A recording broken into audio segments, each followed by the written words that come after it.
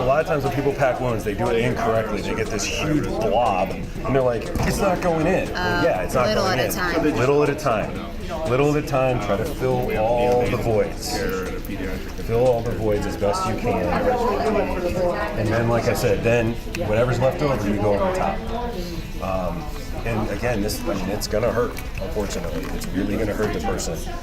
I was made aware of the program actually by a teacher in our district back in November, and with everything that's going on in the world, whether it's in the schools, churches, grocery stores, I felt it part of my job as a People Services Director to equip our staff and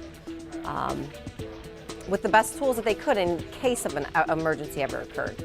So today we came to Elyria School District to bring the Stop the Bleed training to various teachers and staff throughout the district.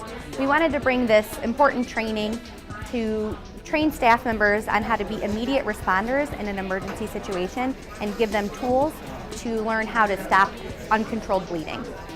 So today we took them through both a hands-on and a lecture portion where we taught them how to identify uncontrolled bleeding and what could be life-threatening for a victim, and also how to properly intervene. So we taught them how to apply tourniquets, we taught them how to pack a wound, and we taught them how to compress a wound, all methods to control bleeding to prevent further bleeding and death.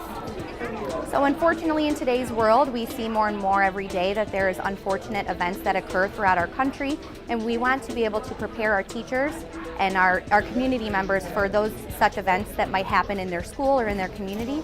But also these are skills that they can take into their home, into their church, into their various hobbies, because you never know when someone would be injured and have an injury that could cause bleeding that could be prevented. Death could be prevented if we're able to control the bleeding. We're hoping for non-medical personnel that we can give them the knowledge that they feel empowered to act, and they feel empowered to be immediate responders while waiting for the professional responders to arrive. Because during that period of time, there's a lot of death that can be prevented by controlling bleeding. I really enjoyed the training. I actually had this training before, but Mrs. Love and I came to help because we thought it was such an important training that we wanted to help as many colleagues as we could attend the training, and so we helped with knowing what to do. We already knew, so we wanted to help the team with the training. I really just took away that this is something we could use not only in our classroom, but we could use it in a car accident, at the store, at church, that this is something that can help us here at school, but it could also help any number of people.